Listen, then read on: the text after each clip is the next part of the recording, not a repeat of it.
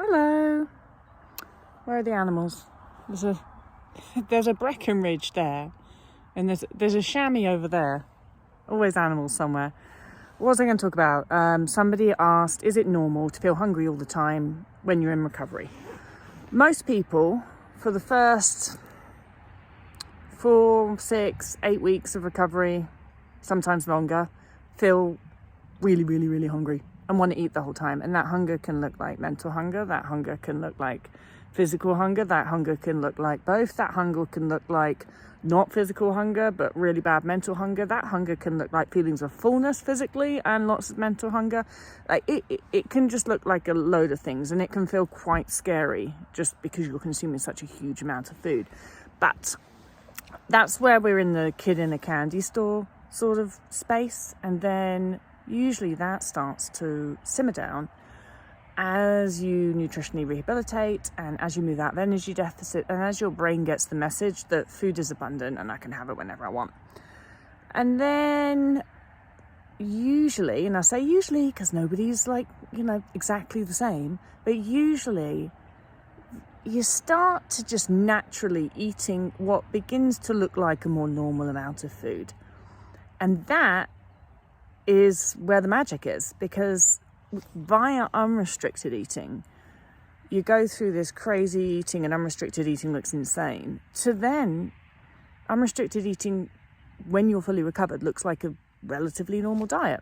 And you get there not by meal plans and not by counting and not by macros or anything like that. You get there just by letting yourself eat.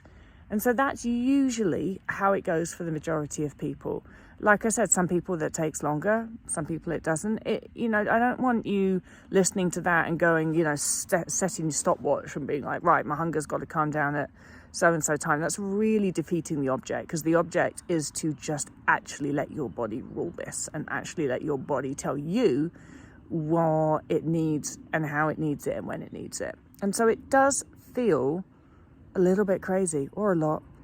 I would say that in the first 6-8 weeks of recovery, I ate an obscene amount of food every day. I ate an amount of food that you just wouldn't have thought that a human could actually get in.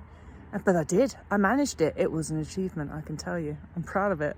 And then after a time, what felt like forever, I tell you what, I really enjoyed that eating. I love eating, so nothing not to like about that. After a time, it just started to feel boring. I was over it. I still enjoyed food, but it's like the emotional component had gone.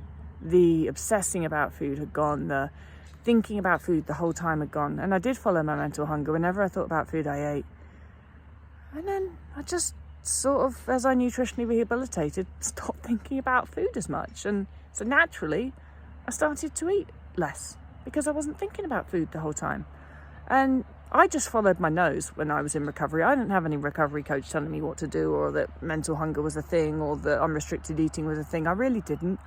I just followed my nose. I was just like, I'm done. Evidently, I need to eat some food. And I just let those floodgates open. And I ate, and I ate, and I ate. And of course I was worried about it. Of course I thought, I'm going to eat myself to death. But I just feel that when I had all of those fear-based thoughts, part of me knew. Part of me was like, this is going to be all right. And I had to hold on to that part, because what else would I have done? Probably wouldn't have done it at all if I hadn't had some part of me that knew it was going to work itself out and that was doing the right thing. And of course I had moments of panic when I really didn't think I was doing the right thing. But they'd go. And I think the bigger part of it is once I'd started eating, once I'd opened those floodgates, I felt like I couldn't have stopped if I tried, honestly. So I didn't have much of a choice. But that's a really good thing.